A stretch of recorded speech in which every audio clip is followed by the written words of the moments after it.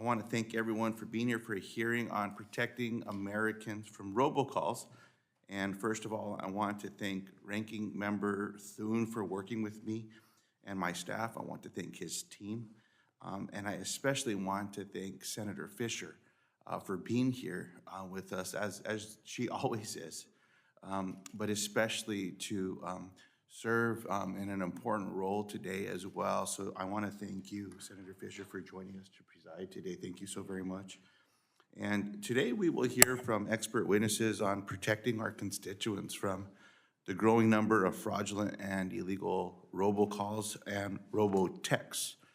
Every month, Americans receive roughly 1.5 billion to 3 billion scam calls and likely illegal telemarketing calls. This is an issue that I'm confident everyone in the room has dealt with. For those of you that have your phones on, I'm sure you're going to receive robocalls and robotexts that are predatory, even during this hearing, and I would not be surprised if we did as well. Robocalls, they interrupt sleep if you're not putting your phones in some privacy mode or sleep mode or turning them off themselves. They interrupt time with friends and family, and as I said, even during hearings, I won't be surprised if they came up. So if they do, feel free to hold your phone up and share with the rest of America what's happening while we're in this room. Robocalls have eroded trust in our nation's communications networks. I know many in my family, including myself, that you'll look at the phone now and you're not sure where it's coming from, and some of the phone providers are putting scam alerts, or maybe it's some other call, and folks will look at their device and they'll drop it down as well. Many have become subject to those phishing attacks from those robotexts as well, which are costing the American people billions of dollars. In 1991, Congress passed the Telephone Consumer Protection Act, the TCPA, and more recently, the Telephone Robocall Abuse Criminal Enforcement and Deterrence Act, which acronym is TRACED. That was back in 2019. These two laws seek to protect Americans from predatory and unsolicited robocalls and robotexts, giving federal agencies the tools to fight back. And in some ways, the TCPA and TRACED, as they were implemented, the number of unsolicited and illegal telemarketing calls has decreased. Do not call complaints at the FCC have reduced as well, not entirely, but by some numbers. And the Federal Communications Commission has issued $500 million in enforcement actions against illegal robocalls over the last 12 months. The FCC has empowered the industry Traceback group and phone companies to block by default illegal or unwanted calls based on reasonable evidence. And the Federal Communications Commission provided a statement for today's hearing, and without objection, I would like to enter it into the record. We'll enter that. However, it is important that we recognize that robocalls and robotexts are not just a nuisance. Scammers use our telecom networks to defraud Americans out of an estimated $39 billion. Now, that was just in 2022 alone. That's roughly enough money to provide affordable broadband to the current 21 million households enrolled in the Affordable Connectivity Program for 8 years. I hope we understand the magnitude of what that $39 billion year to year means. Scammers and fly-by-night companies are stealing American families' hard-earned dollars using our telecom networks to do so, and they don't face any consequences. The FCC levies fines, but fines go uncollected, and the company dissolves and moves assets elsewhere. Congress must empower our regulators and enforcement agencies to ensure that when an individual or company breaks the law, they are held to account. Part of the reason these scammers are so effective at tricking consumers and evading enforcement is that the technology is constantly evolving. We will hear testimony that suggests consumer consent for telemarketing is increasingly falsified. Automated bots and other artificial intelligence systems are using public data to consent on behalf of a consumer for calls they never asked for and do not want. Automated robocalls and robotexts are using chatbots and generative artificial intelligence to impersonate a real, live person, lulling the recipient into a false sense of security by mimicking voices and mannerisms.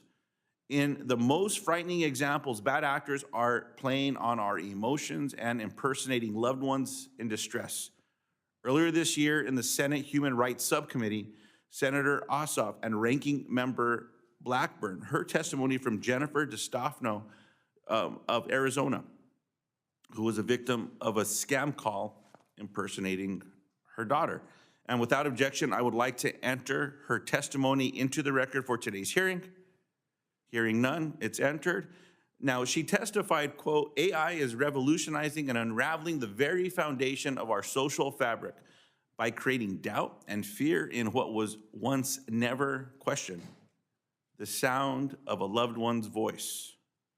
This hearing will examine how robocallers are evading enforcement, consider public-private efforts to combat illegal robocalls, unravel how new and evolving technologies are changing the landscape, and investigate what next steps are needed to protect Americans from fraudulent and illegal text messages and calls. I'm very excited that we have the panel that we have with us today. I'll introduce each of you momentarily, but first I want to recognize a friend and a leader that is with us today, and I want to turn this over to Ranking Member Fisher for her opening comments. Good morning, and thank you, Chairman Luján, for holding this hearing. The persistent issue of illegal robocalls has been a longstanding concern of mine. Nationwide, illegal and spoofed robocalls continue to be the #1 consumer complaint. I want to ensure that we have the right tools in place to protect consumers from these calls that prey on them. As we all know, our phones give us connection to the world around us, whether it's calling family, friends, or colleagues, scheduling appointments, or summoning emergency services. They are integrated into our daily lives. Our phone numbers are a very personal part of our identities as well. We use them to verify who we are, and we hold on to them for decades, sometimes for a lifetime. But as we know too well, this allows scammers to reach directly into our homes and into our pockets. Bad actors are increasingly savvy in the technologies they use to defraud consumers. This can result in devastating financial losses. Criminals are engaging in more targeted calls and impersonating businesses like banks to steal personal data or commit financial fraud. Phone scams are still yielding the highest reported fraud losses per person, despite the rapid growth of scammers on social media platforms. In fact, fraud losses due to phone scams are higher than ever. According to a recent report, over 68 million Americans lost approximately $40 billion to phone scams in 2021 alone. In many ways, it feels like we have had this conversation so many times over so many years, but crucially, in 2019, Congress passed the Traceback to put wide-ranging solutions in motion that would reduce illegal robocalls. I commend my colleague, Senator Thune, for leading this legislation, and I was glad to be a co-sponsor of it. Previously, I also led the Spoofing Prevention Act with Senator Bill Nelson, which passed into law in 2018.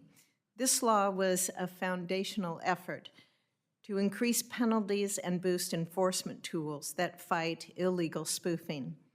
Deterrence through fines for illegal robocall activities is a key part of cracking down on nuisance calls that endanger consumers.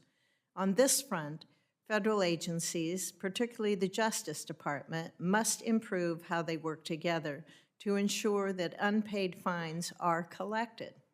There are no silver bullets to eradicate the scourge of illegal scam calls and texts. Lawmakers have to remain vigilant and monitor how illegal robocall schemes are evolving.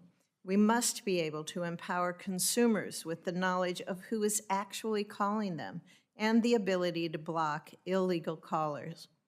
We all share the goal of being able to pick up our phones safely, trusting that we know who's going to be on the other end of the line, but we are not there just yet.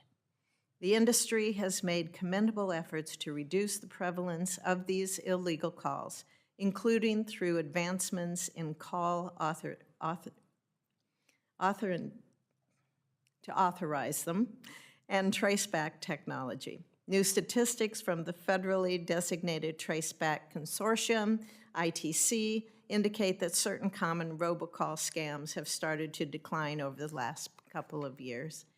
Continuing this trend will take the united cooperation of all voice service providers. As lawmakers, we need to maintain this momentum and ensure that Traceback efforts are fully supported. I urge the FCC to spend its time and resources to prevent genuine criminal activity and create meaningful safe harbors for businesses acting in good faith compliance with the law. I look forward to hearing from today's witnesses about where we are in this effort and where additional assistance may be needed. Thank you for being here, and thank you, Chairman Luján. Thank you, Senator Fisher, and I want to thank you again for being with us today. But I want to commend you for your leadership in so many ways, but especially in this case when it comes to robocalls and robotexts and what you have been doing to work to bring support to the American people. So thank you so very much for that. As I introduce the panel, after the introduction, we'll then hear from Ms. Saunders. But Ms. Saunders, who is the senior attorney from the National Consumer Law Center, thank you so much for being with us today. Ms. Megan Brown, a member of the United States Chamber of Commerce's Cybersecurity Leadership Council and partner. Willie Rein, I believe, is with us as well. Wiley. Mr. Josh Bercu. Like the city, I appreciate that, Josh. Mr. Josh Bercu, Executive Director, Industry Traceback Group, and Vice President, Policy and Advocacy for USTelecom. Thank you so much as well. And Mr. Mike Rudolph, the Chief Technology Officer from YouMail. Thank you so much for being with us today. Ms. Saunders, the floor is yours for your opening statement for 5 minutes. Senator Fisher, I appreciate the opportunity to testify today on what needs to be done to protect Americans from robocalls. I provide my testimony today on behalf of the low-income clients of the National Consumer Law Center and the Consumer Federation of America. The current regulatory structure allows criminals access to Americans' wallets. As you cited, billions of dollars are stolen every year through scams executed over this nation's telephones. At the same time, the combination of scam calls, along with the onslaught of illegal and unwanted telemarketing calls, have damaged our trust in our phones and made it more difficult for legitimate wanted messages to reach us.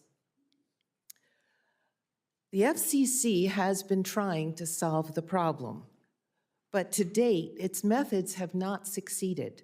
In my testimony, you can see a graph of the number of robocalls and telemarketing calls and scam calls over the years, and it looks like that, unfortunately, we are about today where we were in 2019 in terms of the combined number of calls.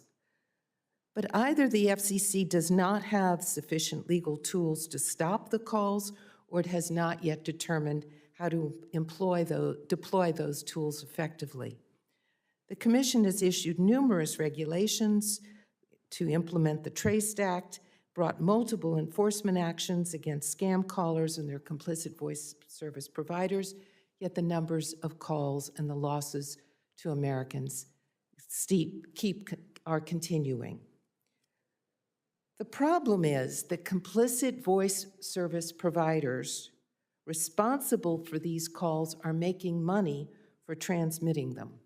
And as FCC Commissioner Jeffrey Stark said, quote, "Illegal robocalls will continue so long as those initiating and facilitating them can get away with it and profit from it," end quote. To eliminate these calls, there must be incentives for compliance, which there are not currently. We believe that the calls can be dramatically reduced, but the resolution requires a shift in emphasis by the FCC. The primary goal of the FCC's actions should be to protect the nation's telephone subscribers from the scam calls that are stealing billions of dollars. To do that requires a change from ensuring that calls can be completed and protecting voice service providers' access to the telephone network towards shielding consumers from these illegal calls. If the FCC were to adopt a system under which it quickly suspends the ability of a voice service provider to participate in the network once that provider is determined to be a repeat offender, we think that would be a magic bullet. This is along the lines of the temporary restraining order procedure established in the Federal Rules of Civil Procedure. There are procedures that can be used that we think would change the incentive structure and actually cause a reduction in the calls. Additionally, the FCC's current regulations prohibit telemarketers from calling our phones without express written consent. Telemarketers routinely ignore the specific requirements of these regulations and make about 1 billion illegal telemarketing calls every month.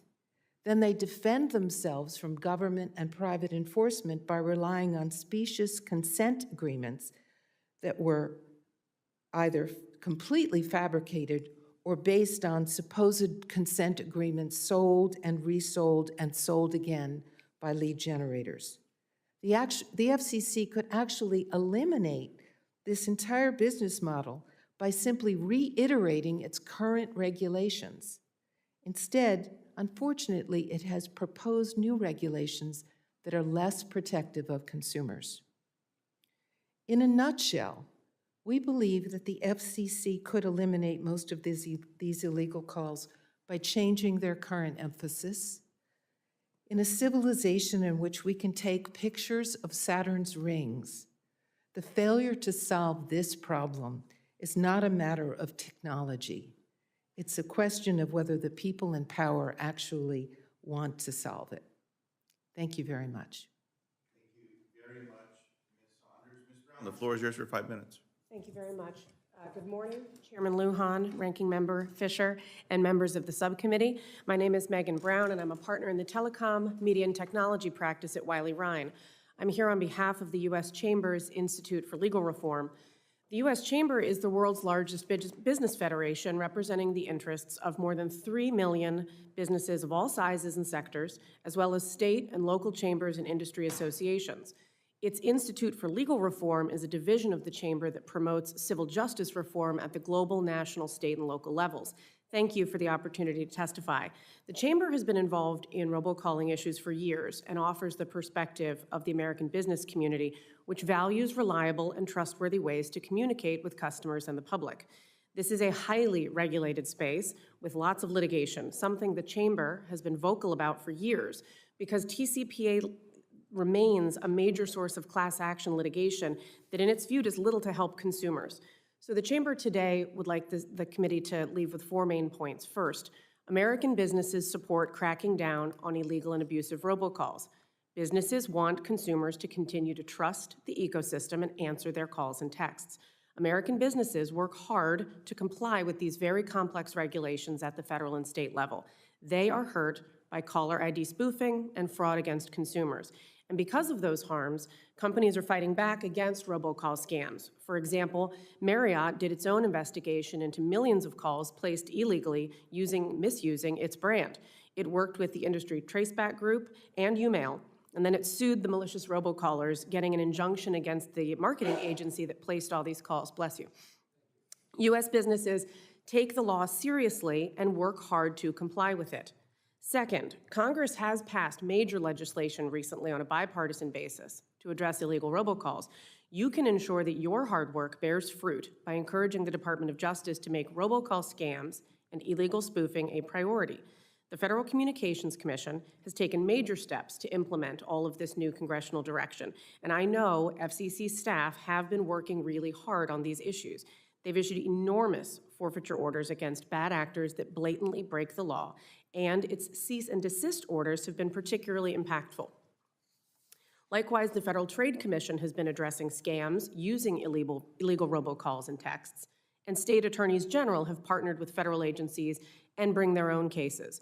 DOJ, however, is a vital partner here, and Congress should urge the department to make enforcement a priority by acting aggressively on the referrals it gets from the FCC and by bringing its own cases directly for violations of laws like the Truth in Caller ID Act, but also mail and wire fraud for some of these really egregious scams. Third, unfortunately, the TCPA's private right of action and statutory damages continue to fuel abusive litigation against American businesses.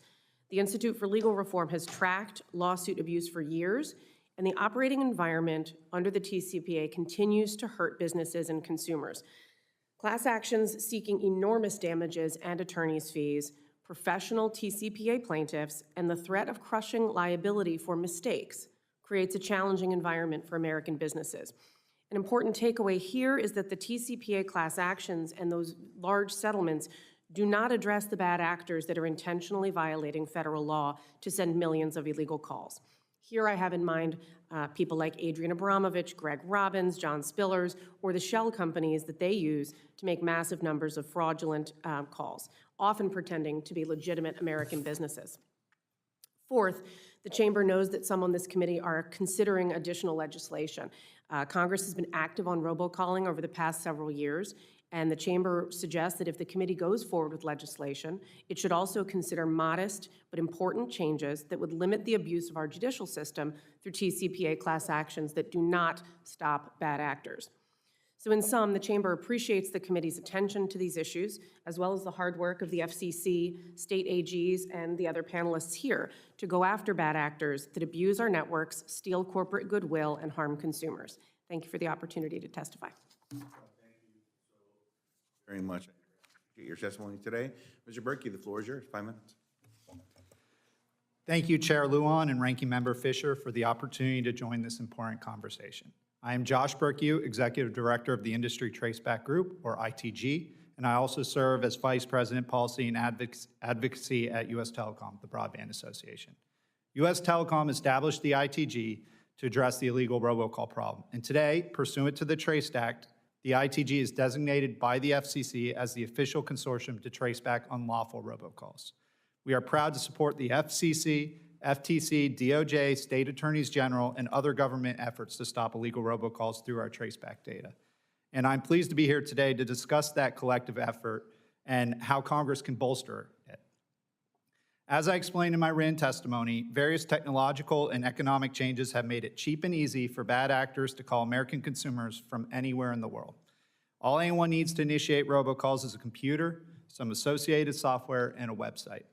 In the past, providers had no way to know the true origin of the calls. Industry Traceback solves for that by piecing together the entire path of any given suspicious call, regardless of the number of providers involved. We obtain within a day or two the same information that would take enforcement agencies multiple months to get via subpoenas. And virtually all of the data we get makes its way to those enforcement agencies. Thanks to ITG data, federal and state agencies are bringing more enforcement actions against illegal robocallers than ever before. And these efforts are working. For example, data from my colleagues at YouMail show that scam robocall volumes have dropped over 50% from their peak in October 2019. And after FCC and state enforcement actions based on ITG tracebacks, the billions of auto warranty robocalls that were plaguing Americans early last year have dropped almost to zero. Notably, even absent any affirmative enforcement action, tracebacks disrupt illegal robocalls in real time. Nearly 85% of completed tracebacks result in the originating provider warning or firing its offending customer. But as industry and government innovate to fight illegal robocalls, so do their perpetrators. For instance, instead of robocalls, scammers are now making more targeted live calls, sometimes combined with communications through other channels. The scammers know precisely who they are calling as they convincingly pretend to be your bank, for example. Also, the decline in scam robocalls has been supplanted by a substantial rise in unsolicited and unwanted telemarketing robocalls. These are the robocalls your constituents are most likely to receive today. A consumer may sign up on a job listing website, for example, but miss the fine print linking to a second page with hundreds or thousands of marketing partners that each now purportedly have the consumer's consent for robocalls. Even worse, ITG evidence suggests that these already flimsy claims of consent could be entirely falsified by bots consenting on behalf of consumers for calls they never asked for and do not want. While the stir-shaking call authentication framework makes it harder to send spoofed calls to consumers, prolific robocallers now engage in number rotation, where they cycle through assigned, not spoofed, numbers, sometimes for a single call per number. This practice is intended to evade industry safeguards and harms both consumers and legitimate callers, because calls from new numbers are far more likely to be treated as spam as a result. In my written testimony, I provide several steps that Congress can take to further empower industry and government efforts to stop illegal robocalls, but I wanted to emphasize a few today. First, Congress should ensure that DOJ prioritizes prosecuting the criminals behind unlawful robocalls. Second, to address problematic number rotation, Congress should formally expand the role of the Traceback Consortium to investigate how bad actors get access to scores of numbers. Third, Congress should reintroduce and pass the Robocall Traceback Enhancement Act, which Senators Thune and Markey introduced last Congress to protect the consortium in the work protecting consumers. Thank you again for the opportunity to speak. We look forward to continuing to collaborate with this subcommittee and federal and state government partners in solving the illegal robocall problem. Mr. Bercu, thank you very much for your testimony today as well. Mr. Rudolph, you're recognized for 5 minutes. Floor is yours. Thank you for the opportunity to speak today regarding robocalls, robotexts, targeted attacks like vishing and smishing. I'm a CTO, so I'm going to introduce a whole bunch of acronyms and new terms. I apologize. And the evolving landscape of threats, tools, and enforcement. My name is Mike Rudolph, and I'm the CTO at YouMail. YouMail provides a service that protects individuals from harmful calls and texts, and we publish the Robocall Index summarizing nationwide and state robocall data. We also provide blocking, analysis, audit, and investigative services to communication providers, enterprises, investment firms, and government agencies. Prior to YouMail, I worked with many Fortune 500 companies helping mitigate risk through automated controls and policies to comply with things like the Sarbanes-Oxley Act and implement processes performing background checks and pre-employment screening. I see similar patterns and needs emerging in communications. Now is robocall mitigation controls and know your customer policies that balance the levers of risk and revenue at communication providers who can control those levers. I'm honored to work with the talented YouMail team on the front lines of investigations, disruptions, and enforcement. Our team is small given the demands to monitor tens of thousands of monthly and weekly active messaging and voice campaigns targeting consumers. Some of our prioritized targeted success here in industry is well chronicled, working with states, particularly attorney general's offices, federal agencies, and private industry, such as one of Wiley's clients, resulting in 90 to 100% reduction when we target specific robocall campaigns. I thank and commend those partners that made the identification and disruption of those campaigns a top priority for their fraud, cyber, or legal teams. Without their collaboration, it's significantly harder to escalate a robocall campaign from simply being unwanted and deceptive all the way up to unlawful and illegal, so we can take action. When the FCC identified specific robo-campaigns as poison pills for industry, I observed many providers that were previously uncertain about how to treat those calls suddenly decide with decisive action how to stop them. We can credit 2022 as the year unwanted auto warranty calls were stopped. However, now we have home warranty, debt reduction, government grant, loan and insurance calls taking their place. Robo-operators feverishly evolve their tactics in this cat and mouse game, and some embrace new techniques and tactics like generative AI, shifting from spoofing of numbers to using real numbers, and have adopted strategies to minimize the evidence they leave behind, which is necessary for companies like ours and the ITG and the FCC to ultimately stop these bad actors. Who is to serve as our TSA screening guardian that stops bad actors from flying the skies of the public telephone network? Are these accounts at providers checked only the first day they want to make a call, or are they checked routinely every time they want to traverse the network, like airline travelers every time they fly? By our estimates, we have endured over 250 billion, that's a $250 billion robocalls since 2019, about 1,000 per American adult. We've taken a bite out of several of the most prolific robocall operations responsible for these few billion calls. It's not just a sheer volume game, as every robocall campaign is different, and we are now in an era where there's fewer but more advanced calls causing more harm per call.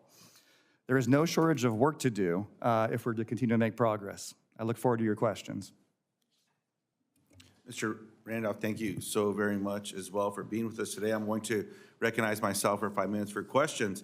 Now, as you all can see on the image behind me, there are multiple examples of scammers impersonating companies to trick consumers and steal their information. Now, these are real messages collected by my staff, but the links were changed so that we don't inadvertently encourage people to go to these links as well and therefore supporting that fraud.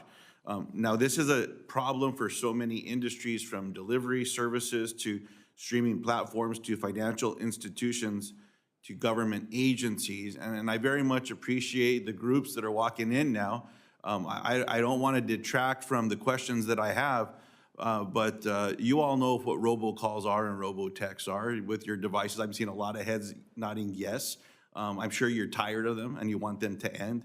That's what this hearing is about. And so if you all have ideas as well, we'd invite them to be submitted to us. So the class or the trip that you're on, we may be leaning out to you to be able to solicit that information with what's happening to each and every one of you. Now, Ms. Brown, yes or no, does the prevalence of texts and calls impersonating U.S. companies negatively affect the ability of your member companies to reach and build relationships with consumers?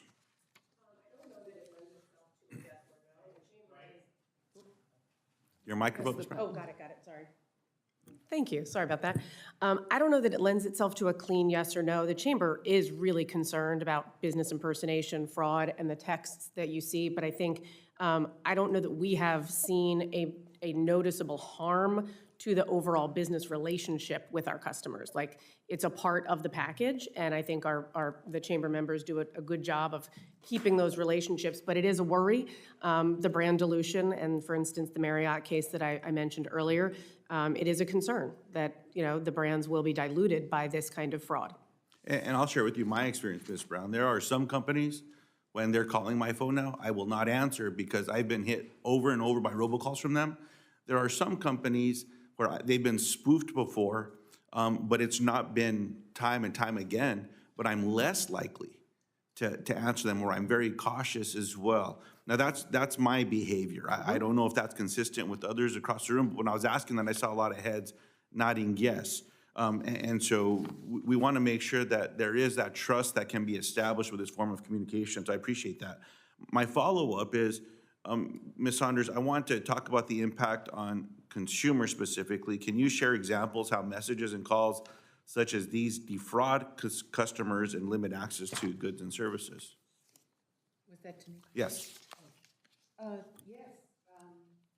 We have an example of an elderly woman in Virginia who answered a pre-recorded call purporting to be from the Social Security Administration, that it had found drugs in a car associated with her, and that if she didn't pay a certain amount of money to take a certain number of steps, she would lose her Social Security, and as a result, she actually ended up losing hundreds of thousands of dollars of savings.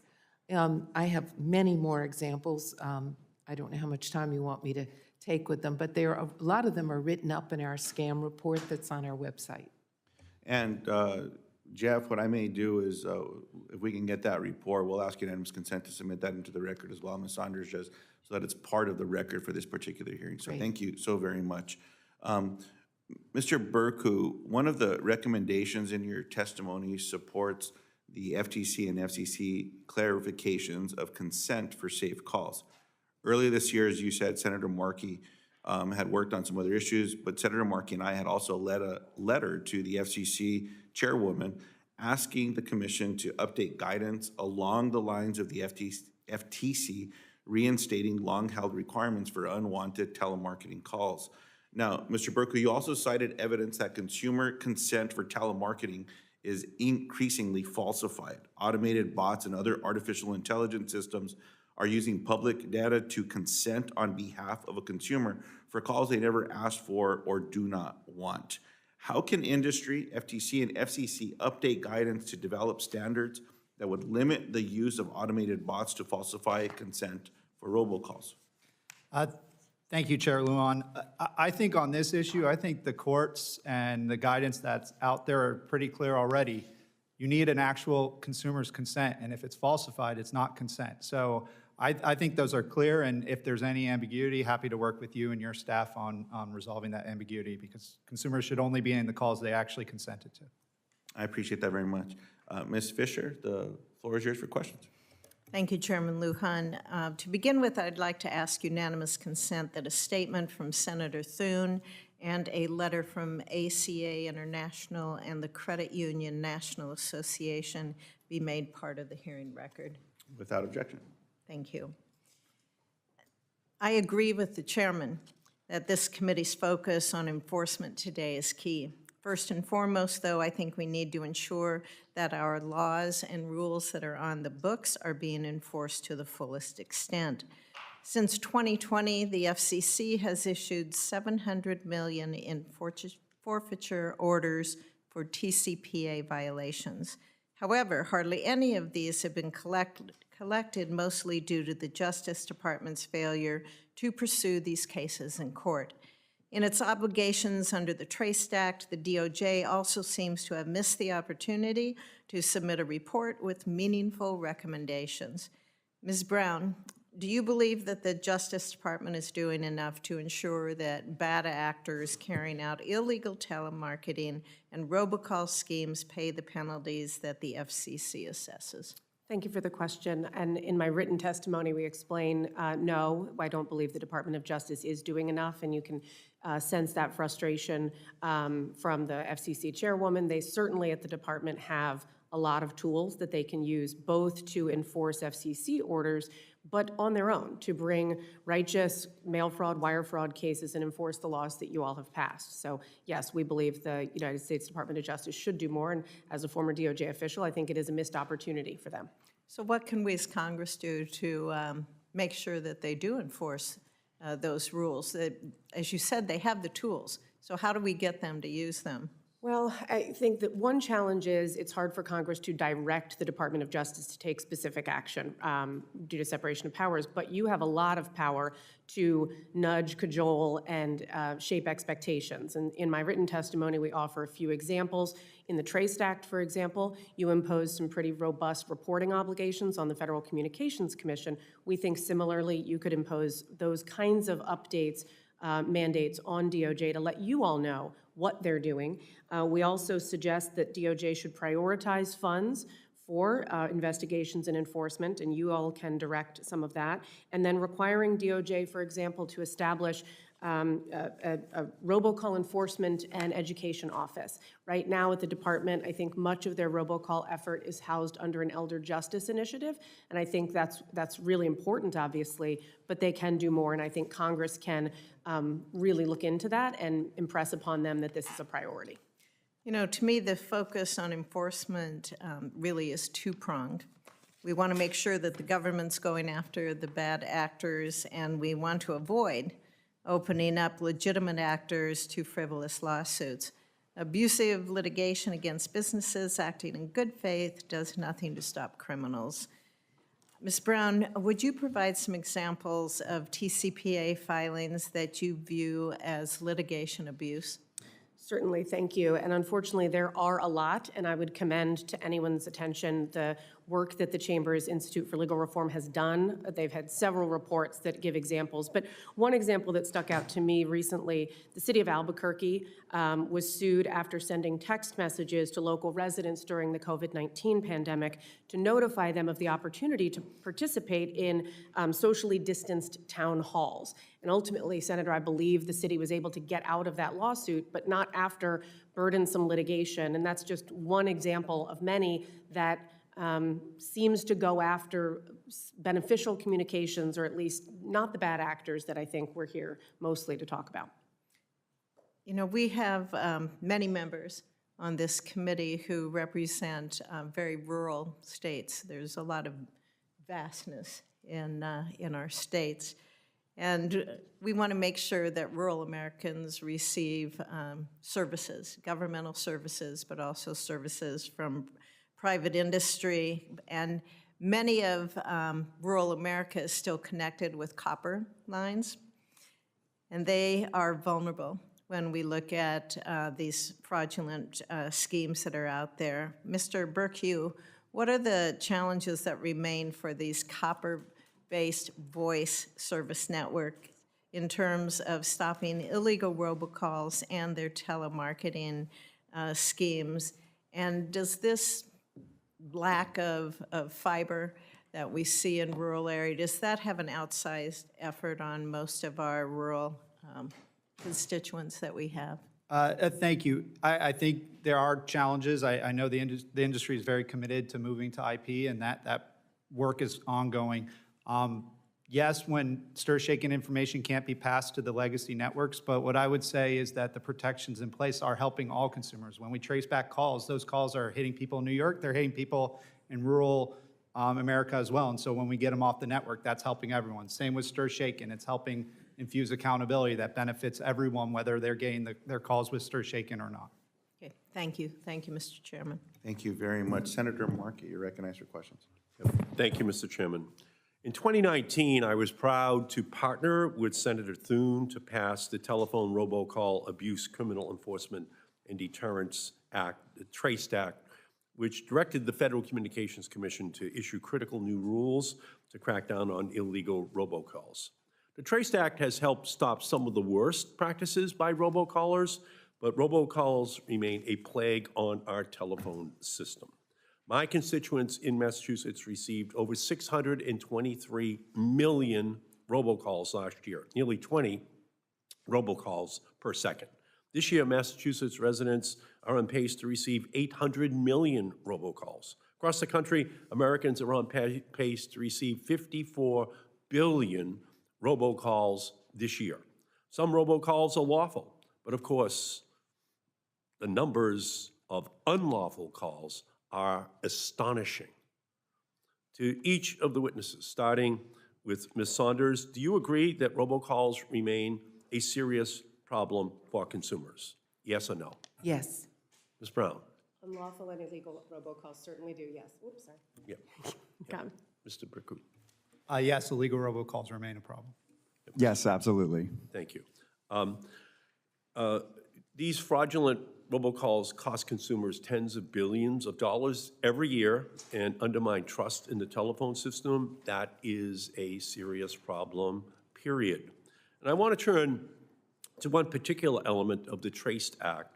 The law directed the FCC to require the telephone providers adopt a technical standard to verify that caller ID information was accurate. Senator Thune and I drafted this provision to stop bad actors from falsifying caller ID information, a practice known as spoofing. Robocallers often spoof calls to make the caller ID indicate that a call is coming from a local number. I'm pleased that the FCC has worked expeditiously to implement this provision, but I'm also deeply alarmed by the sheer number of fraudulent robocalls and scams. Robocallers seem to be changing their methods faster than we can adjust. Ms. Saunders, do you agree that the TRACE Act has been helpful in reducing the number of spoof calls, but that robocallers have found ways to circumvent these rules? Yes, sir, I do. And Mr. Rudolph, do you agree with Ms. Saunders' assessment? Absolutely. I know we see less spoof numbers than ever before.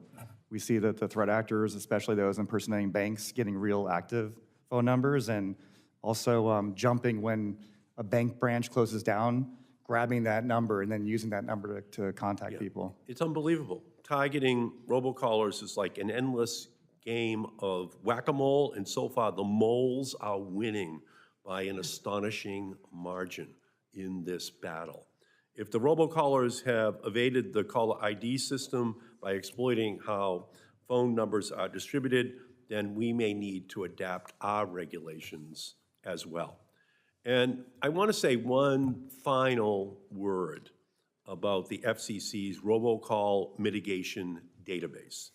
Every telephone provider must register with the database at the Federal Communications Commission.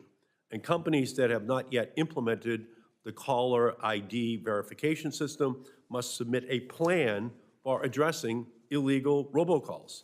Last week, the FCC took an important step to begin removing 20 non-compliant companies from the robocall mitigation database.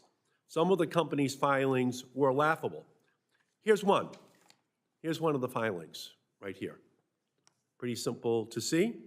It's a blank piece of paper. That is what they have submitted in terms of their compliance with the law.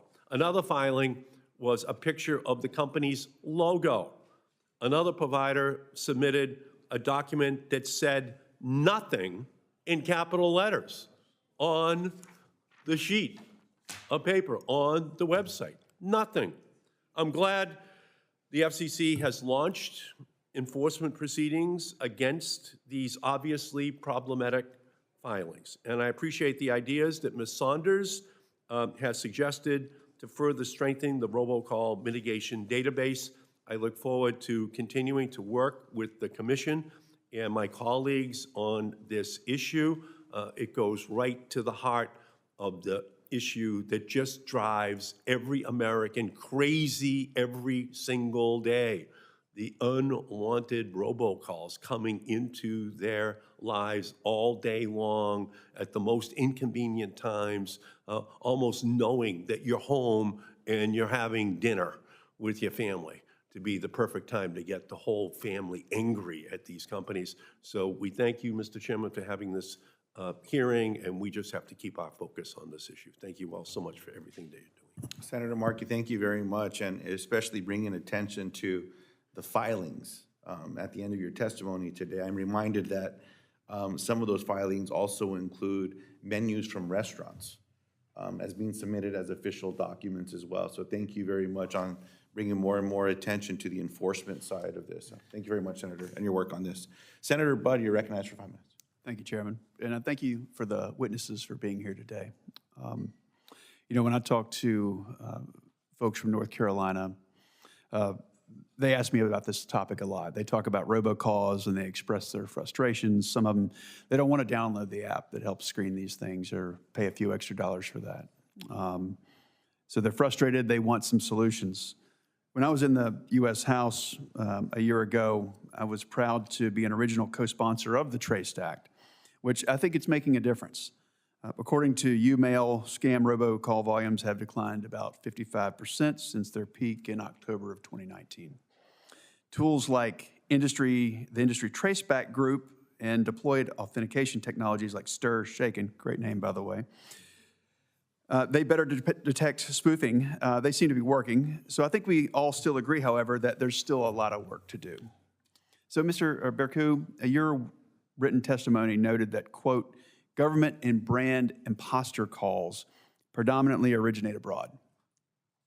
These are scams where someone claims to be calling from the IRS regarding back taxes or from the local power company on an overdue bill. These scams are particularly dangerous because they pretend to be communication from important institutions like government agencies, utilities, or from banks. And you're working with the industry Traceback group. Have you identified any gaps in federal efforts to prevent illegal scam robocalls that make going after those foreign callers difficult? Thank you. Yes, it is difficult because they feel they're not going to face justice because they're not based here. They use shell companies, they get kicked off a network and find a new one. So absolutely, we've been very effective in disrupting them. We've seen some of the impact, especially on the robocall side, that the scam volume is way down. But you know, it's one of the reasons, you know, I agree with my colleague here, Megan, that criminal enforcement against these individuals, these groups, that's organized crime abroad doing this is absolutely critical because the only way they're going to stop trying to defraud Americans is they're taken off the board. So we think that's very important. Thank you. So you mentioned the enforcement agencies. What could some of them do to improve the success rate of stopping these foreign-placed robocalls? So I think criminal enforcement is key. A few years ago, when the Department of Justice, FBI, worked with the Central Bureau of Intelligence in India to raid some of these call centers, government impersonation scams went down almost overnight. So that is key. It's really working with those partners abroad and bringing people to justice, I think, is the key. Thank you. Ms. Brown, in your testimony, you discussed how the Department of Justice does not sufficiently prioritize prosecuting bad actors who break robocall laws in the attempt to defraud Americans. How does a lack of enforcement action influence efforts to shut down scams and make the cost of illegally robocalling significant enough to dissuade criminals? Thank you for the question, Senator. I think the lack of DOJ enforcement kind of shows that the FCC's efforts really run out of steam if the department's not there to sort of get them across the finish line to actually collect on some of those forfeitures. Similarly, there are open and notorious scammers that seem to me very clearly violating the wire fraud and the mail fraud statutes. And I think sending a message, as Josh was just saying, to whether it's to overseas scammers or domestic scammers, I mean, some of the folks the FCC has brought enforcement actions are right here in the United States. And the department has taken a few actions to bring some cases, but I think they could do far more to send that message that we're not going to tolerate these scams and the fraud that Margot discussed. Thank you. So how would small businesses who themselves can be victims of these robocalls and illegal scam calls, how would these small businesses benefit from increased DOJ enforcement of the existing laws? Is that to me, Senator? Sure. Great. I think they would benefit in the same ways that consumers would if they are being victimized and they don't have the resources to deploy sophisticated anti-fraud, then sending that message to take, as Josh said, some of these bad actors off the board, I think would be really, really helpful to them in much the same way that consumers are being defrauded. Anyone else on helping small businesses? First, I'd like to commend your Attorney General. North Carolina is one of the top leaders in robocall enforcement at the state level. I would say that small businesses, we have data that shows some of the threat actors understand that they've got deeper pockets, I suppose, as a targeted victim. So we are seeing a rise in specifically the robocalls and robotexts. They're trying to hit small business owners and convince them, to engage in their campaigns. Thank you. My time's expired. Thanks, Senator Budd. Senator Tester, you're recognized for questions. I want to thank you for holding this hearing, you and the ranking member. I appreciate it very much. I want to thank the folks who are testifying today. We got murderers, we got child molesters, we got rapists, we got drug peddlers, we got people who commit armed robbery, and then we got robocallers, okay? And it distresses me a lot when I hear that there's $700 million of fines that have been levied and no collections. Ms. Brown, were you with the U.S. Attorney's Office at one point in time in your career? Is that what I gathered? I was at Main Justice at the Department of Justice. Well, that's good enough. So, look, they got all this stuff. I know the U.S. Attorney in Montana, for example, is very, very busy running down people who are doing horrific crimes. By the way, I could make a claim that this is nearly as horrific as any of those ones I mentioned before. Why? Because I've got a business. I was on top of a combine this year. The phone's ringing. I'm expecting a call from my wife. I bust off the combine, damn near break my leg. I get to the call, and the guy's asking me if I paid my loan for when I was in school. I haven't been in college in 45 years, and I didn't have a loan when I went then because it was a different time, okay? So these guys are bad, bad people. The question I have is, the DOJ has levied these fines, and none of it's been collected. There is an effort here in this body to defund the Department of Justice. Do they have enough people? For you, Ms. Brown. Well, having been at Main Justice, I know they have a lot of priorities. They have a lot of people. I do think the department can probably walk and chew gum at the same time and prioritize a few more of these cases, if that's what you're asking. I would love it, because we can pass all the laws we want here, and we can take credit for passing these laws, but unless somebody drops the hammer on these clowns and makes them pay a price, puts them out of jail, or better yet, even puts them in jail, and I'd pay more taxes to put these people in jail, I think it's going to continue to happen. And it's going to happen. When I was in the state legislature, 20 years ago, we passed a do not call list. I've signed up for multiple do not call lists, and I get more robocalls today than I did back in 2003, for example, 20 years ago. So the question is does Congress need to do any more? Or is this all about enforcement? For Go me ahead, again, Senator. Ms. Saunders, I'll let you go. Ms. Brown got the last one, so we'll spread it around. It's your turn. Our main point in the testimony that I've submitted is that the incentives need to be changed, whatever way it's done. Well, I understand if you hit somebody in their wallet, that kind of hurts. Right, right. And what we've proposed is that the FCC adopt a methodology such as is permitted under the Federal Rules of Civil Procedure to get a temporary restraining. And they have not done that yet. No, so that once a particular voice service provider is found to be a repeat offender and to continue to process illegal calls after it's been notified previously, the FCC should suspend immediately its ability to. Do the rest of the people on the panel agree with that perspective? Ms. Brown? I haven't reviewed closely Ms. Saunders' proposal, but I'm not sold that we need new authorities over at the FCC to do the kind of suspensions that she's talking about. I think they've got the. But do you think those suspensions would be okay if they did them? On the voice service side, I'm not sure exactly whether there'd be some unintended consequences there of what she's proposing, but they certainly can do more with their cease and desist orders and notices. Mr. Bercu? So I think when we're talking about fraud, one of the themes is the fraud actors change their behavior. They've moved from robocalls to more targeted calls, and some of the tools we've built for robocalls don't work as well for a live call. There's a big difference from I let someone on my network make. But you know what? I very seldom get live calls. I get a call from a damn computer that sounds like a live person that then, if I stay on long enough, goes to a live person who I ask why don't they get a real job because there's plenty of jobs out there in society now instead of being a crook. So why is there a difference here? So in that would be a pre-recorded call, but I still think enforcement against the fraudsters is really the key there, because they're going to keep adapting as the rules and the protections change. Doesn't mean we shouldn't keep adding more protections, but they will always keep working to try to get around them. I got it. That's what a crook does. They look for and by the way, these are crooks.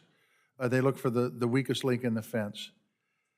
So I came to this hearing hoping that I would hear from some of you, and I did hear from Ms. Saunders' view, what we can do to stop, not to slow down, we've been slowing down forever, but to stop these folks. Anybody have anything that Congress can do to stop them? Or, I haven't asked you a question yet, Mr. Rudolph. You referenced you received a loan robocall, right? Yeah, I've taxes, loan robocalls. And by the way, it's the same voice, the same computer, the same call, sometimes called from my neighbor's phone, by the way, so I don't know if that's illegal now or not. I had a neighbor that got a call from his own phone number one time. I mean, this is crazy. This is crazy stuff that this country doesn't need in their economy. Keep going. So your loan robocall, I would strongly suggest that's domestic originated, and that's an area that I would call gray area telemarketing.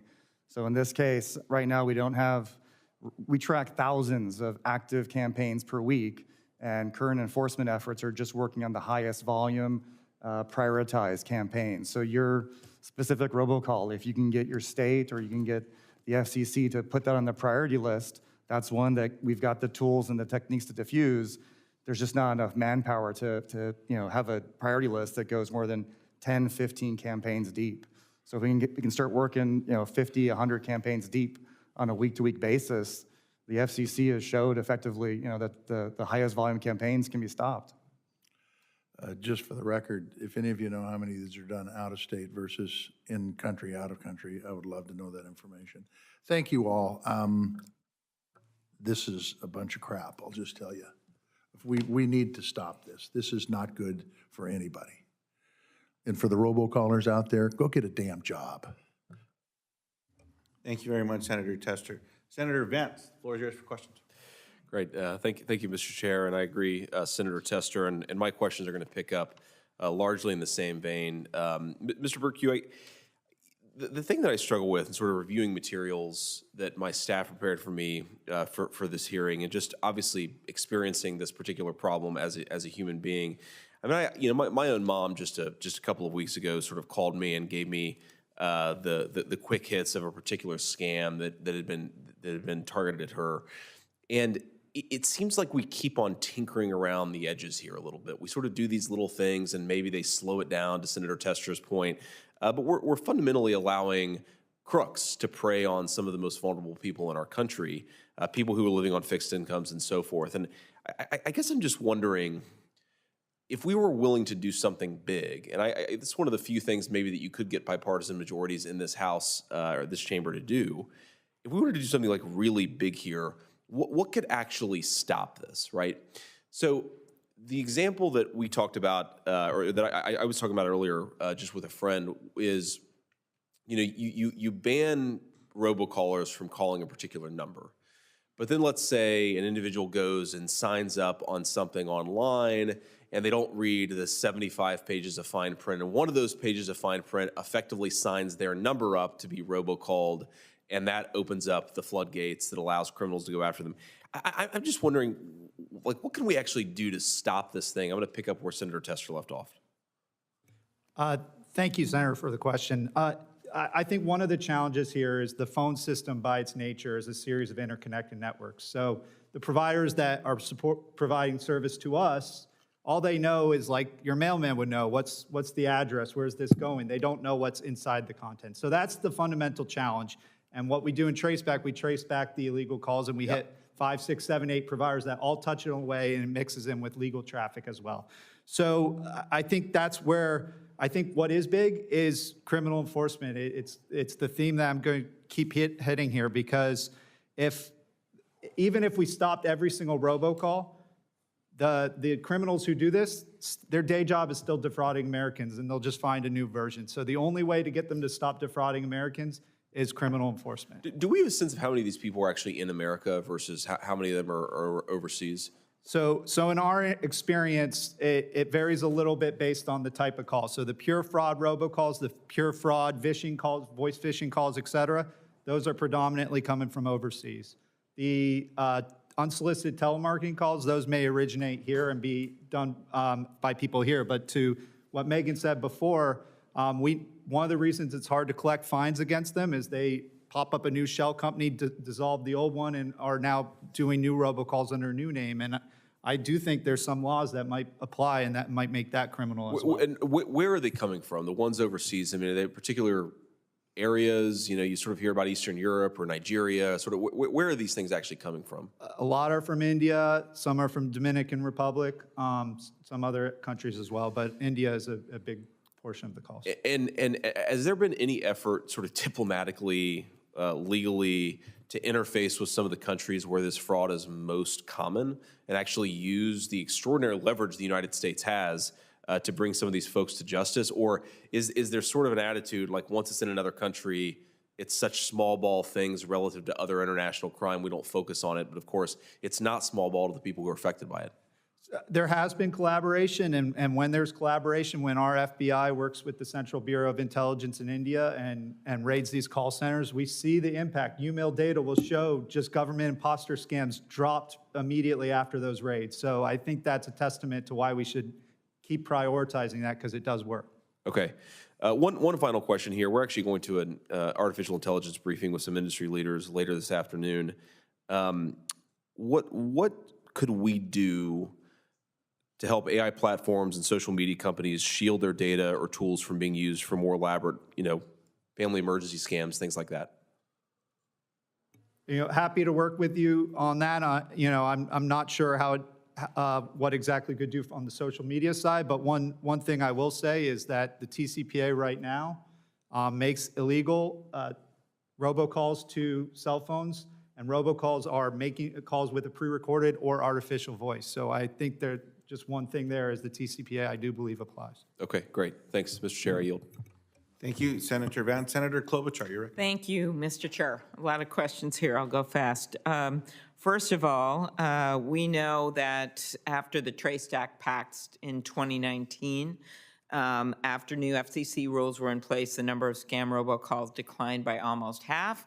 Now we're having all kinds of new issues. And Mr. Bercu, you noted in your testimony that there is collaboration between industry and the FCC.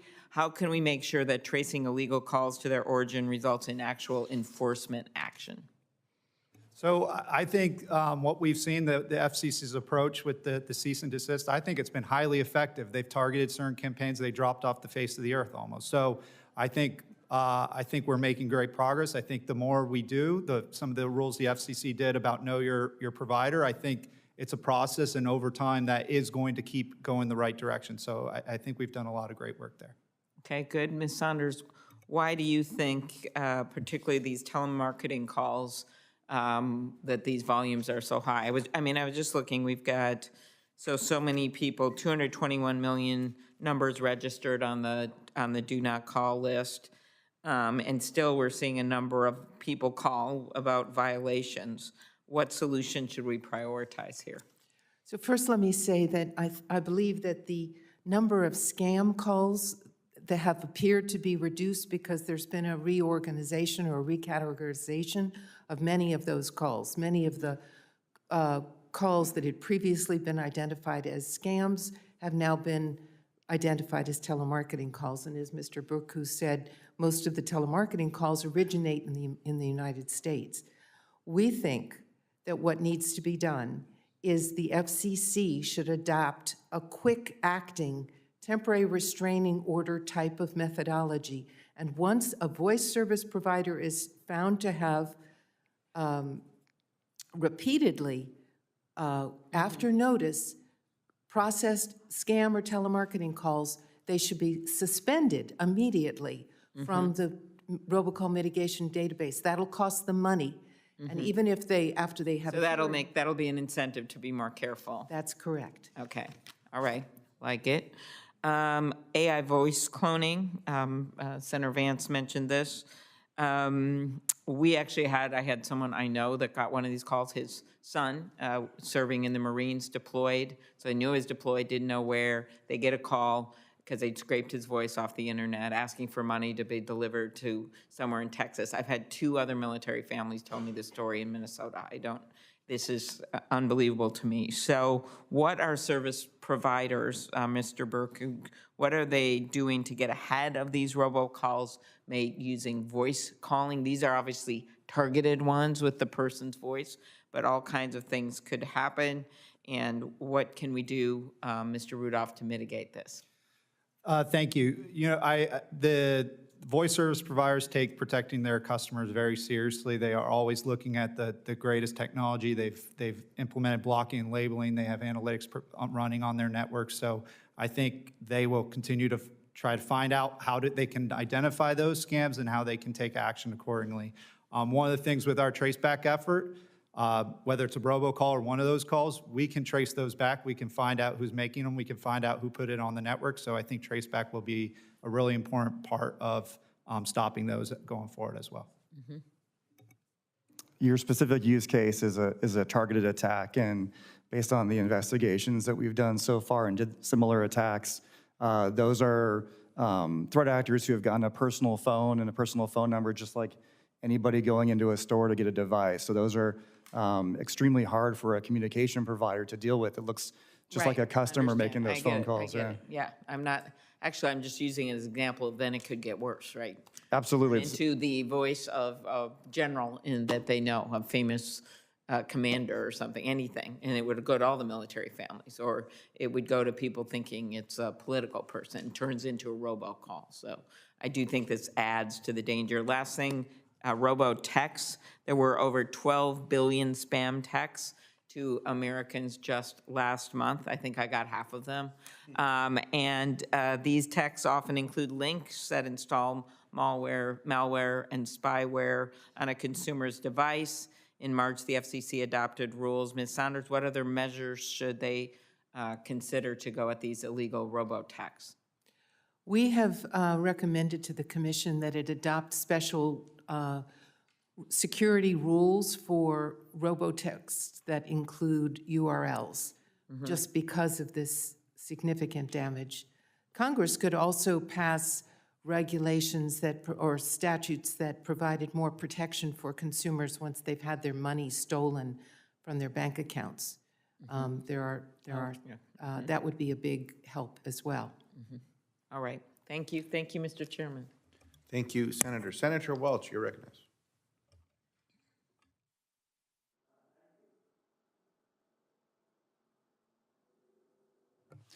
Thank you very much. I mean, you're hearing the incredible frustration all of us have. You heard Senator Vance, Senator Tester, Senator Klobuchar. I mean, it's really driving our constituents crazy. Vermont, we had 3.5 million robocalls just last month.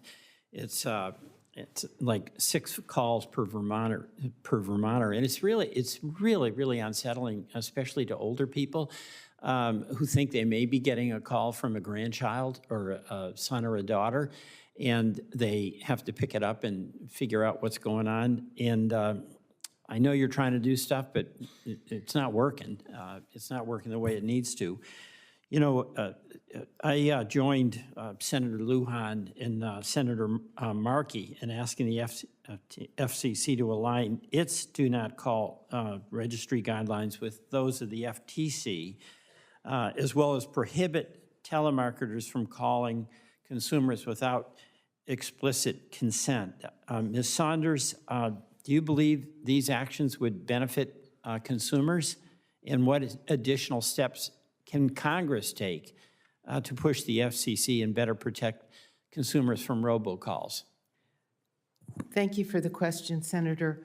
We have been pushing the FCC for months now to simply reiterate that the language in its current regulations mean what it says. And instead, the FCC has proposed a regulation that would reduce protections from the current regulations. And we've been very afraid of this. So actually— Why is that? Why are they doing that? I'm not sure whether it's a misunderstanding or whether the lead generators and the sellers who are benefiting from these telemarketing calls have gotten to them, frankly. But the proposed regulation or anything like it is very dangerous. The FCC issued regulations 20 years ago explicitly requiring that every telemarketing call is only legal if it's pre-recorded if the consumer has provided a signed written consent allowing that caller to make calls to that consumer. And the proposed regulations would allow more calls per consent, would not require a writing.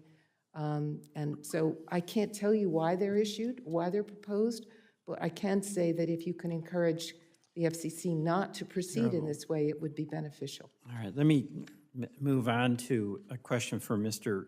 Rudolph. It's about generative AI, and there's some argument that that could help actually push back on the scammers, but it also obviously is a tool that is going to be used by scammers, especially generating a familiar voice. Can you tell me how the evolving landscape for generative AI impact the ongoing efforts to combat fraudulent communications and protect consumers? First, I'd like to recognize your state as well. There's robocall platforms or robocall operations that refuse to call Vermont. That state's too hot to call. So your constituents benefit from your attorney general's work, attorneys general's work in that regard. On the topic of generative AI, clearly threat actors have flocked to it. It allows one person to do the work of hundreds. Generative AI doesn't have ethics or questions about what it's doing as it's affecting social engineering. On our side, on the good guy side, defending against what's going on in industry, a senator earlier showed a blank piece of paper as a robocall mitigation plan. Generative AI or a large language model can rip through the robocall mitigation database filings and actually synthesize and understand if they're sufficient or lacking sufficient controls. So that's a great place where we could apply that technology and probably discard half the entries in that database in an afternoon or a week of work. All right, Ms. Saunders, again, thank you. The stir and shake, and I want to go through it, you know it, but how can the FCC incentivize providers to use the available tools to block calls? I think the FCC has done a very good job at implementing STIR/SHAKEN. And the problem with STIR/SHAKEN is not the particular technology, it's the fact that there's this whole other method for robocallers to use borrowed numbers, rotating numbers for, as Mr. Rudolph explained, for a minute or for a particular call. And the ability of robocallers to use the numbering resources or misuse them in this way completely undermines the whole purpose of STIR/SHAKEN.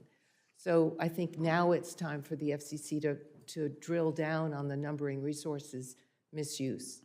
And thank you. I yield back, Mr. Chairman. Thank you, Senator Waltz. Senator Hickenlooper, you're recognized. Thank you, Mr. Chair, and thank all of you. What a fascinating issue that, I mean, you look at some of the issues around the world, this seems relatively small, and yet when you talk to constituents in any of our states, we see this is top of mind, something that drives people batty. I mean, just they can't function. Ms. Saunders, a number of cybersecurity experts have raised the issue of some companies functioning as consent farms. They're essentially tricking the consumers into, they may be browsing a website, but they're tricked into basically signing on to as a consent to receive robocalls. And first, I can't imagine how whether people actually intentionally would do that. I guess they must. Anyway, the FTC has launched investigations into companies who are behaving this way, acting as consent farms. And my question to you is, do you believe that stronger cybersecurity practices or clearer online disclosures would be sufficient and would be successful protections for consumers who obviously don't want to get the calls? No, sir, I do not. I think that disclosures are unfortunately uniformly ineffective at protecting consumers. I think the problem needs to be that the rules need to be sufficiently clear, that the sellers who are using the telemarketers to make these calls and benefiting from these calls will be much more careful which callers they employ to make the calls. Because if they're not careful, they will be zinged with a TCPA class action. And unfortunately, although I understand the frustration of the Chamber of Commerce with inappropriate class actions, at the moment, the danger of class actions is also one of the prime ways that incentivizes sellers and callers to comply with the law. So we want the law to be clear, and we want the law to create those incentives to comply with it. Great. Mr. Rudolph, I would ask you, and this is off, my staff will chide me later, but I'm curious, it seems like there's a market there. This is so frustrating to people that for a relatively low monthly cost, lots of people, I think, would buy protection. In other words, does generative AI have the potential to really effectively protect people from these kinds of scammers? Going back to the question you just asked Margot, I want to really reinforce the robocall operator who can use tens of thousands or millions of numbers to contact you. If you think about what we can do on a device, it's very easy to block an individual number. And whether it's not actually officially signaling to that company, hey, I've taken my consent back, but by blocking a single number, you're preventing it from communicating with you. If we can require companies, when you grant consent, to say, I'm granting consent to that one number, right? And if a bot granted it or you accidentally, unintentionally granted it, at least it was pinned to that one number, and you can control that caller originating from that one number and revoke that consent. So if we can just change how we change our policies about when you've got an entity and how many numbers it tries to rotate through to evade these tools that we have in our hand. You don't need generative AI, you just need to make sure that you pin robo-operations, robo-communications to using a number which matches their identity as they communicate that with you. Interesting. Yeah, great. Ms. Brown, in your testimony, you described how businesses use automated messages to reach their customers.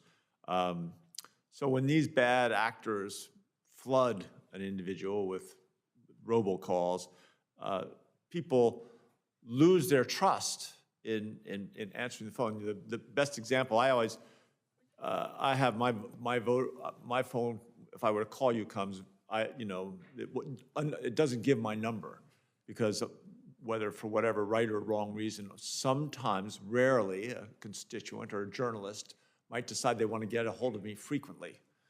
So I have, caller ID blocked.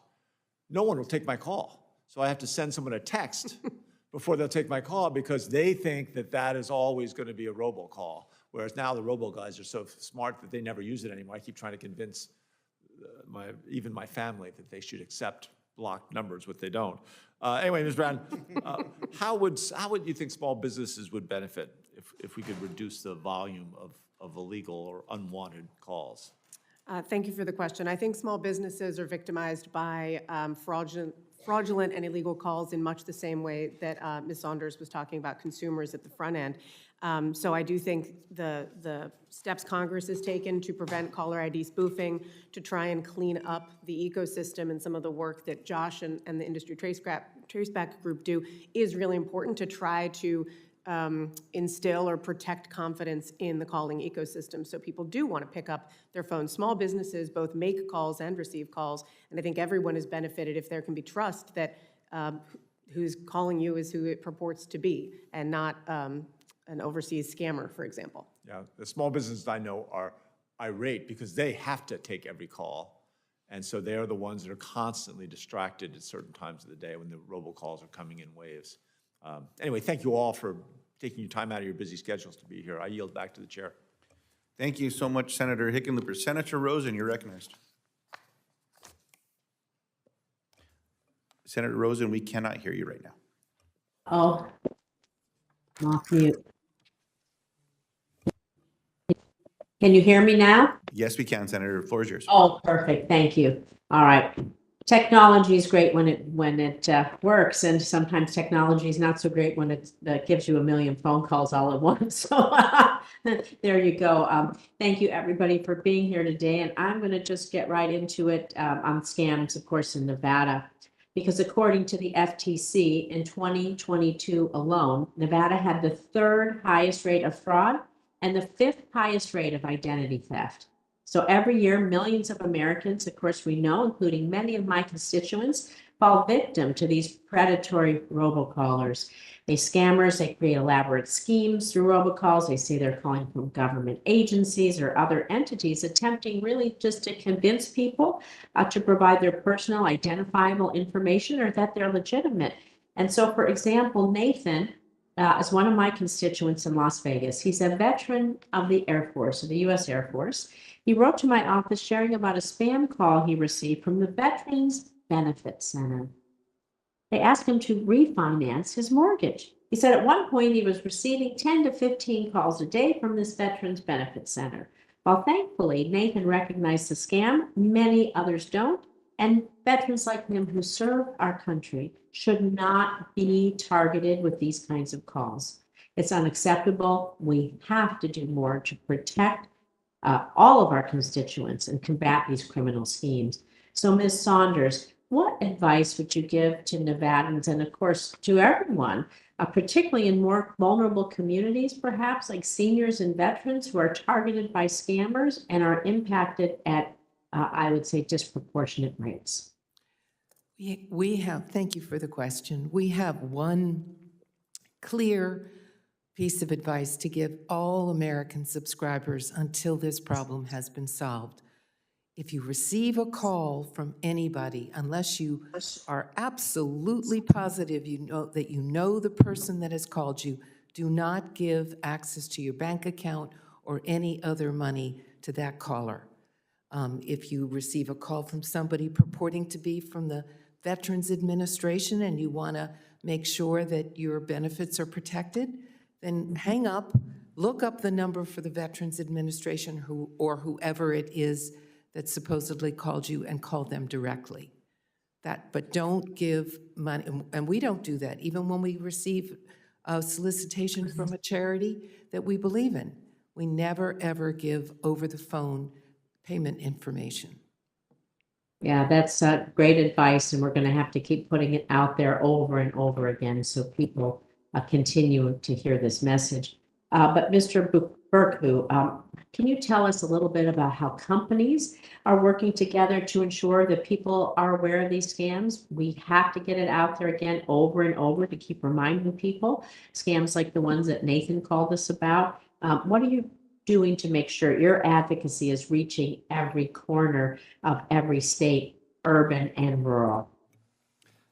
Thank you for the question.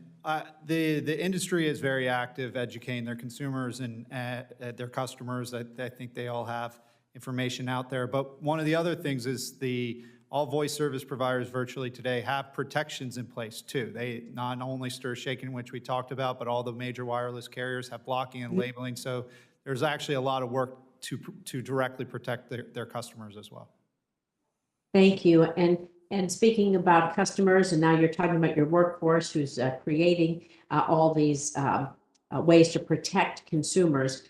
Workforce and technology, it's so important. You know, as a former computer programmer, I have a unique understanding of both the benefits and challenges that technology presents. So in this case, we have this great technology, but it allows for more sophisticated use of robocalls or robotexts. And hopefully on the same side, we have presumably enough resources to combat that. So Ms. Brown, law enforcement officers, they really need access to training and technology to talk about the more advanced scams, especially as we see AI start to play a role in these scam robocalls. And so based on your experience, what kind of technology and training do you think that Congress can support to bolster these resources as these scams just get more and more vicious, I would say?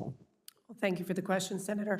You know, I haven't given a lot of thought to specific training for state and local law enforcement, but it makes me think back to the importance of the Department of Justice and that collaborative work that the state attorneys general are already doing with the Federal Communications Commission and otherwise. So my perception is there are a lot of resources that are available, some of which are similar to what Ms. Saunders was talking about in terms of consumer facing, but I would expect that the Department of Justice, the Federal Trade Commission, can sort of dig into those resources and help state and local law enforcement. But I will say the state attorneys general have been very active on these issues, and I think they are uniquely positioned to help state and local law enforcement identify some of these more exotic, shall we say, scam attempts that my panelists were discussing. So I think it's a great area to think about, particularly if you have constituents who it sounds like may not be getting that kind of information and support.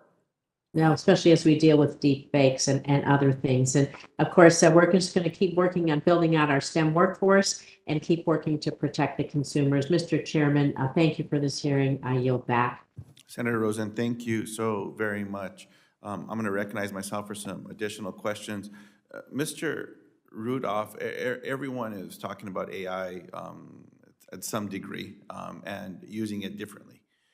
Just yesterday, the chairwoman of the FCC, Jessica Rosenworcel, proposed a new notice of inquiry that would take a closer look at how artificial intelligence impacts illegal and unwanted robocalls and texts. Specifically, this would investigate how the commission might use AI technologies to protect consumers under the Telephone Consumer Protection Act. Now, YouMail specializes in stopping scam calls and texts, so thank you for that. How do you envision using artificial intelligence to protect consumers from robocalls and robotexts? It's a great question, thank you. I'd almost make a joke that we're gonna enter a Black Mirror episode and each of us will be protected by our own bot that's gonna screen every inbound communication, and eventually we've got just all these telemarketing bots talking to all these consumer protection bots, and the polar ice caps melting for all the GPUs having to run that. But that joke aside, one of the suggestions I had earlier was to use a large language model to go through robocall mitigation database filings and toss out all the ones that are junk. So LLMs can be trained pretty quickly to synthesize that data and understand the intent and what that robocall mitigation and filing would, if it's even feasible to implement the controls at those providers.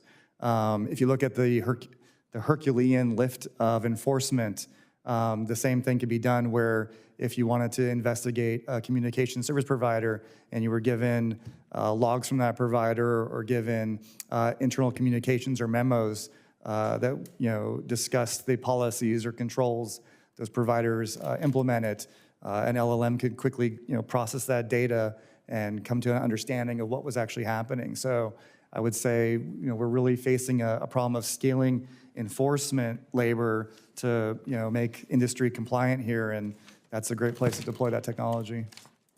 I very much appreciate that response, and also bringing attention to the line of questioning from Senator Markey around how so many are thumbing their nose at a requirement with the mitigation plan and submitting blank documents, documents that are intended to be rude or menus or whatever nonsense is also being submitted. It shows that it's not working, that there's a loophole somewhere that's been created, that there's no attention to the prosecution side, if you will, or the requirements from a mitigation plan. And using tools to identify where those are is going to be critically important to ensure that we're able to enforce the mitigation plan when someone is found to be doing this illegal activity. I also appreciate, Ms. Saunders, your response to several colleagues' questions about what could be done in the area of looking at where traffic is being carried. Data that I've seen suggests that not all carriers may be knowingly doing this, but it seems to be that there's a smaller number of carriers that carry more of the calls. That's revenue. If someone is told you're carrying these calls that are stealing billions of dollars from American people, and they do it over and over, and then they submit a mitigation plan that is a blank document, it's the cost of doing business. I want to equate this to financial institutions in America who are caught laundering money for cartels. And the cost of doing business is paying a fine. Some really smart people created these loopholes. Well-intentioned, but there's loopholes. And people have learned to take advantage of them. What I would hope is that we can all agree to the ending of those loopholes. I remarked on this when this committee, the Commerce Committee, had a hearing on rail derailment. Well-intentioned legislation, well-intentioned testimony, people working together, but when the rulemaking gets started, then there's all kinds of stuff submitted into the Federal Registry. A lot of them are loopholes that get codified into the rules, creating loopholes. Loopholes can lead to problems, as well-intentioned as they may be for whoever's submitting them. I hope that we can peel back the curtains on this to stop this. With the transition to telecommunications being digital, it's not analog. Mr. Bercu, you can trace the stuff back wherever it goes. Mr. Rudolph, YouMail can stop it. It's because you know where it's coming from. It's digital. You can follow it. So why is this so hard? If the traffic is in a small area, let's work with them. Either to create the technical capabilities for the small carriers to have those capabilities, but for the whole industry also to self-police to say, you're the problem, you need to stop this.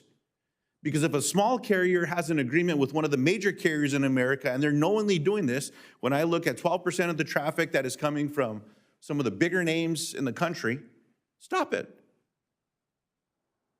And I'm hoping that we can get there. So I appreciate that line of questioning, those responses. I'll close with this particular question towards you, Ms. Saunders, around AI-generated scam calls. Now, we also know there's an urgent need to mitigate risks and establish responsible guardrails around AI. And we've seen many examples around here. Scammers are cloning people, children's voices. We heard the testimony from our colleagues with veterans or active military whose voices are being spoofed, all to steal financial resources from families. Now, Ms. Saunders, yes or no, do current laws and regulations around robocalls cover these types of AI-generated scam calls?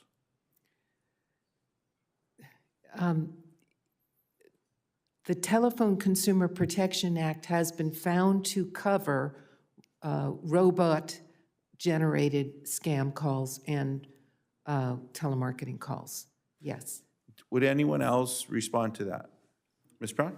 I think the view is the TCPA is well-suited to adapt to that sort of new technology, and I was just going to commend to you a report that the Chamber put out on a bipartisan basis. They have an AI commission, and I think there's a lot to learn from the NOI that the chairwoman of the FCC has kicked off about how all of this will play out. But I do think the TCPA reaches some of these voice-cloned concerns. Mr. Bercu? I concur. Mr. Rudolph? I think anybody who's doing voice cloning to make calls doesn't care about the TCPA, so they're committing criminal acts, and TCPA, they would ignore it. I appreciate that. Ms. Saunders?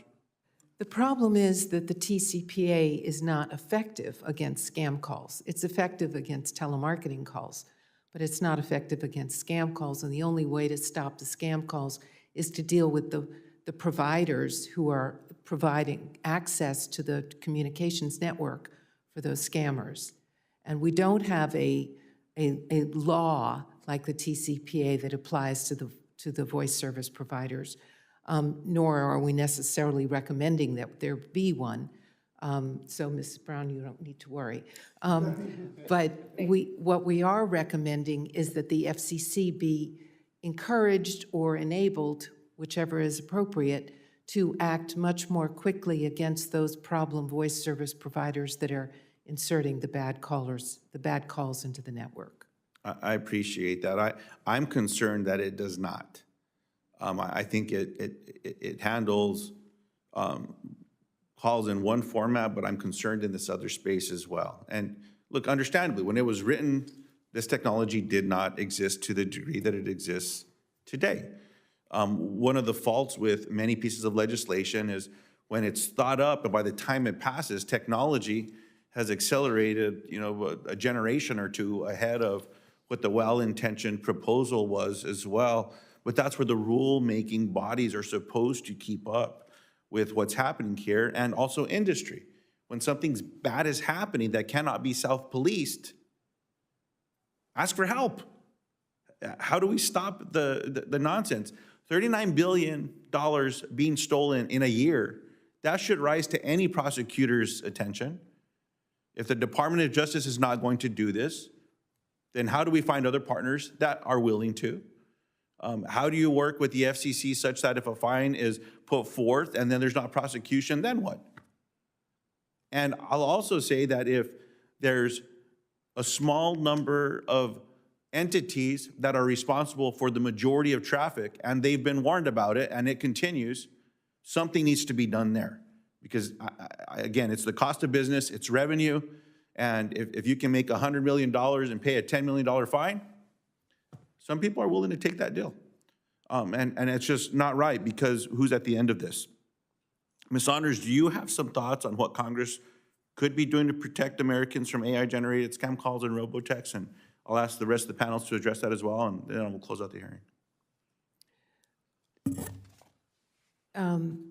I think that I've articulated it already. I think that the FCC is uniquely poised to be the prime policeman on the block regarding the voice service providers.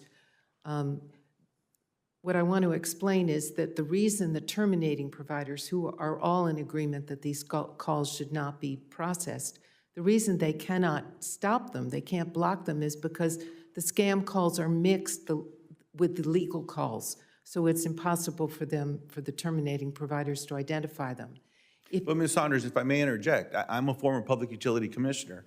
So while the calls may be mixed in, they can tell where the calls are originating, and then they also know if the investigators are doing their job, you're bearing this traffic from, Mr.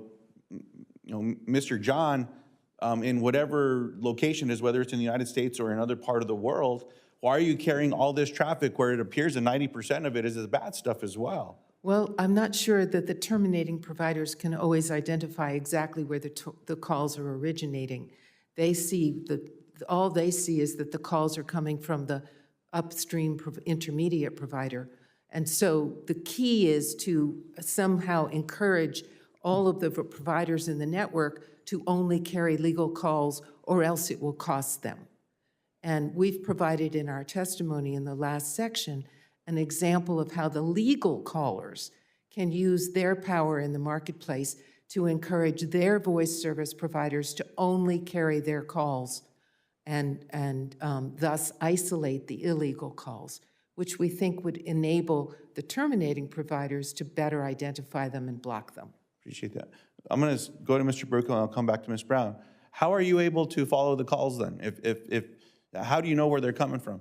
So that's what our traceback process accomplishes, because as Ms. Saunders said, often all provider knows is who they got from, and our process does that. We just go hop by hop by hop. Who'd you get the call from? Who'd you get the call from? Until we find out exactly where it came from. That's proprietary technology? We have a portal that all the providers log into, and they do it in the portal. We have automation. If someone doesn't respond, they get shamed for not responding in time. They get warnings. The provider downstream gets shamed if they continue to take traffic from robocalls, and all this information is made available to the enforcement. Repeat that last part, Mr. Bercu. What happens if they take calls from folks that are responsible for robocalls, or where they're known to come from? So the way we've designed our system, if a provider's upstream is the originator of the illegal robocalls we trace, the downstream provider knows that. They are put on notice that their upstream partner keeps giving them bad traffic, and again, all of this information makes its way to the enforcement community. So based on that common carrier, whatever the agreement is between one carrier and another, your technology allows for those two entities to know that there's a problem with these fraudulent calls.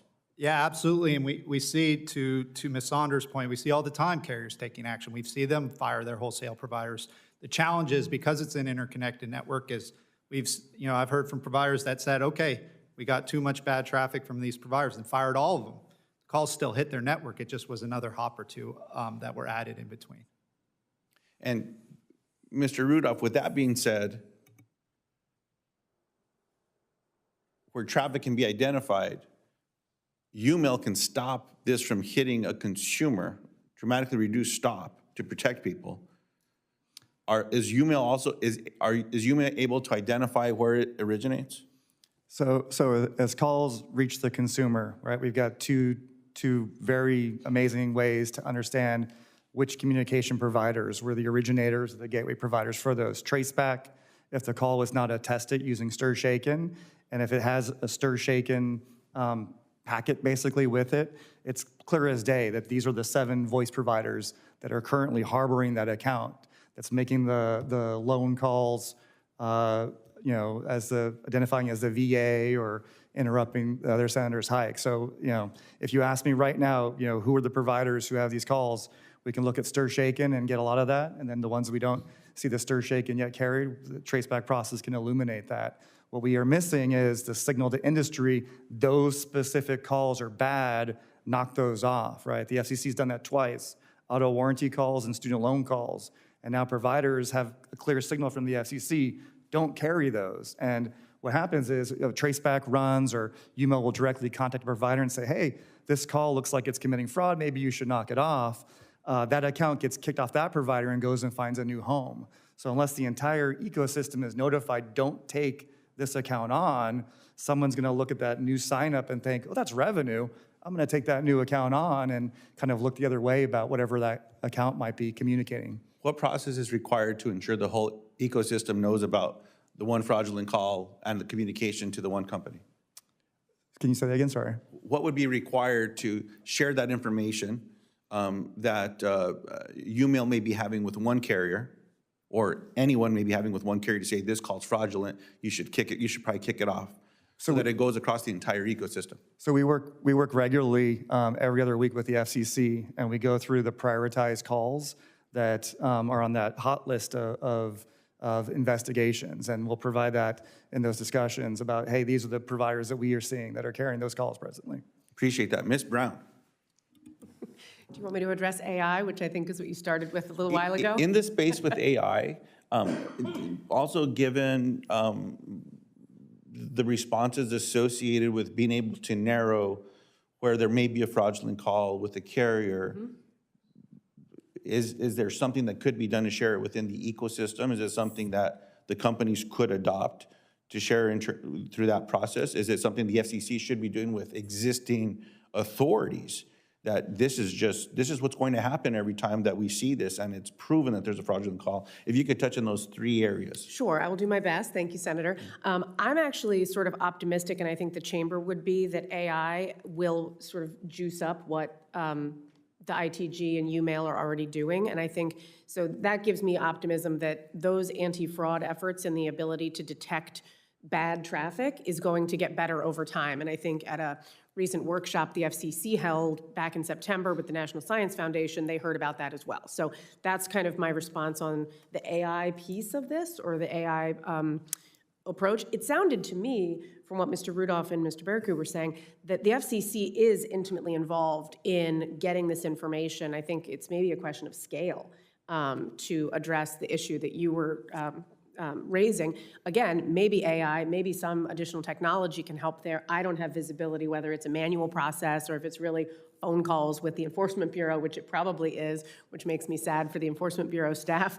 But again, I think there's a reason to be sort of cautiously optimistic that maybe they haven't cracked the code, but there can be additional steps. And then if the FCC can be encouraged to do more of what it did in the auto warranty space and the student loan space, I think the report the FCC gave to Congress under the Trace Act had some really remarkable data in it about the decrease in calls after they took those actions. So I'm sort of cautiously optimistic about that process working. I don't see right now a need for new regulatory authorities to be given, because it feels like that process is actually working fairly well, even if it's a little opaque. Sorry for that long answer. No, I appreciate the response very much.